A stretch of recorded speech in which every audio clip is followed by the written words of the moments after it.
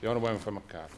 Thank you, Mr Deputy Speaker. Mr Deputy Speaker, I rise today to speak on this issue because I believe that Coalition's changes to this legislation are very important for veterans living in Macarthur. The reason the Coalition is pushing for these changes is simple. We want fair and just treatment for our veterans and military superannuants.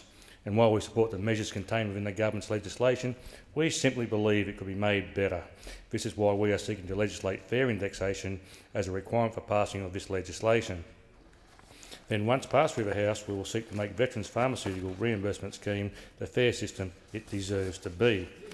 It's no secret, Mr Deputy Speaker, that my father, Reg, is a Vietnam veteran. He, like thousands of others across this country, deserves the utmost respect by the Australian people and this government. I know there are many veterans in Macarthur who would like to see fairer arrangements for military superannuants. This is one of the issues raised recently by local veterans in Campbelltown when the Shadow Minister for Veterans Affairs, Michael Ronson, visited my electorate for a Veterans Forum. I agree with their sentiments entirely. There is no reason why defence retirees shouldn't enjoy the same indexation arrangements as other people who have retired. These people dedicated their working lives to defending our country. Some were physically injured as a result, others still live with the mental scars. I find it absurd that our veterans don't receive the same treatment as civilian retirees. That's why I stand here today to support the Coalition's push to introduce fair, just and equitable arrangements for military superannuants. The Coalition has been pushing for a fairer system for many years, Mr Deputy Speaker. We first announced our fair indexation commitment on the 27th of June 2010. This commitment extended to fair indexation to superannuants aged 55 and over, to DFRB and DFRDB scheme members. Under a Coalition government, their pensions will be indexed in the same manner as aged and service pensions. We took our commitment to the 2010 election. Despite losing that election, we introduced legislation to the Senate on the 18th of November 2010 to provide fair, just and equitable indexation for DFRB and DFRDB military superannuants. On the 24th of March 2011, the Greens and Labor called for a Senate inquiry into the legislation. The Coalition opposed yet another wasteless inquiry. There had already been more than half a dozen inquiries, all of which supported fair indexation. The Greens and Labor used the inquiry to oppose fair indexation, the first time the Parliament has ever opposed fair indexation. On the 16th of June 2011, the Coalition's fair indexation legislation was defeated in the Senate. Since then, we've remained committed to the introduction of fair indexation, and that's something everybody on this side of the House certainly can be proud of. In March this year, we made a pledge to our veterans, a pledge that we will honour, a pledge that was met with great support at the Macarthur Veterans Forum in Campbelltown recently. The pledge says a Coalition government will deliver fair indexation to 57,000 military superannuants and their families. The Coalition will ensure DFRB and DFRDB military superannuation pensions are indexed in the same way as aged and service pensions. All DFRB and DRFDB superannuants aged 55 and over will benefit. A Coalition government will deliver fair, just and equitable indexation for DFRB and DFRDB pensions. Australians, veterans and their families will get the fair go they deserve under a Coalition government. I'm proud to say that I support this pledge on behalf of all veterans in Macarthur. I do this because local veterans in my electorate, who are DFRB and DFRDB military superannuants, have proudly served their nation. There's no reason that we shouldn't recognise the unique nature of military service and deliver fair pension indexation to these men and women and their families. That's why a Coalition government will deliver this reform in our first budget. This reform is critical and we will deliver it.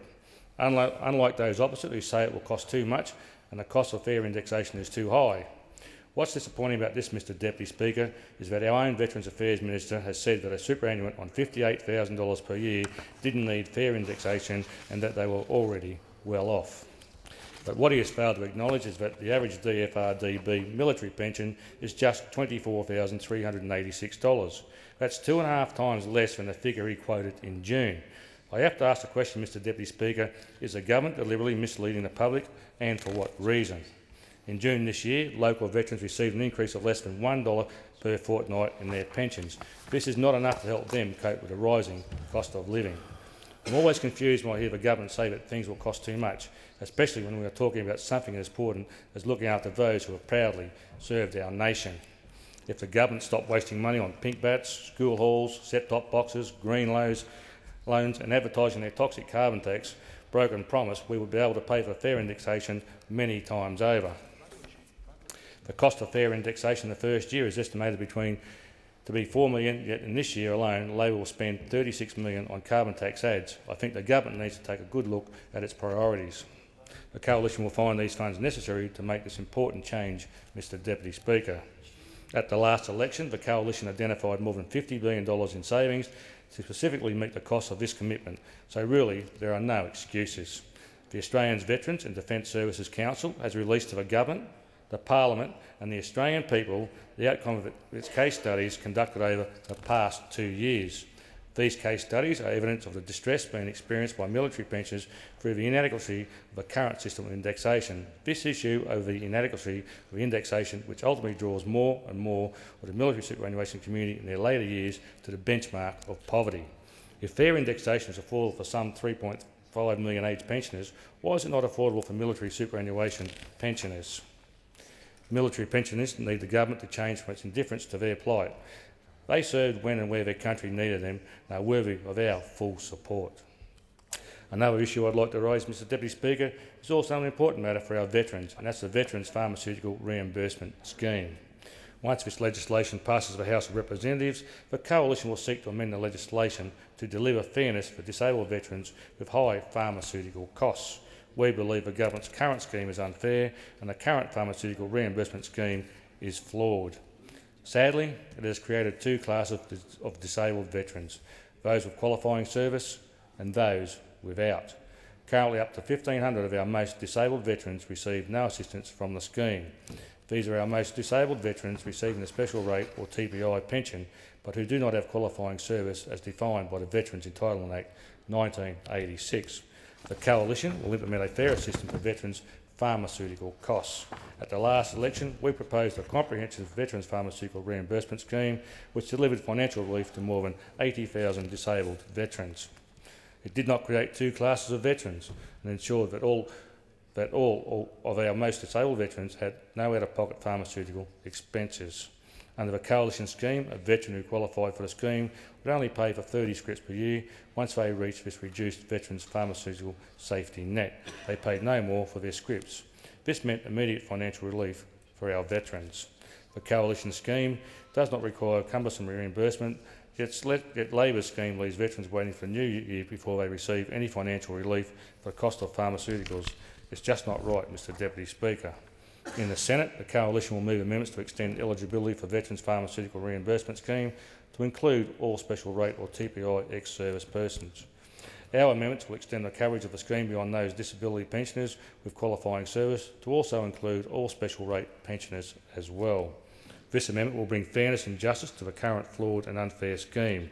These amendments will cost up to $234,000 per year, based on the government's own advice about the average cost of the reimbursement and the approximate number of 1,500 special rate pensioners without qualifying service. The government scheme is budgeted to cost $30 million over the next 4 years, so an extra $234,000 is really modest additional cost to provide the fairness to disabled veterans they deserve. It's a small price to pay to ensure our most disabled service personnel are not further disadvantaged by Labor's unfair pharmaceutical reimbursement scheme. Mr Deputy Speaker, these changes are a big deal to Vietnam veterans living in Macarthur. As the cost of living continues to rise, we cannot continue to discriminate against the people who have proudly served our nation. All we are asking for is fairness and equality for all our pensioners, be it in regards to fair indexation or the Veterans Pharmaceutical Benefit Scheme. I don't believe this is too much to ask, Mr Deputy Speaker, and I ask those opposite to support these changes and look after our veterans who have done so much for this wonderful country and its people.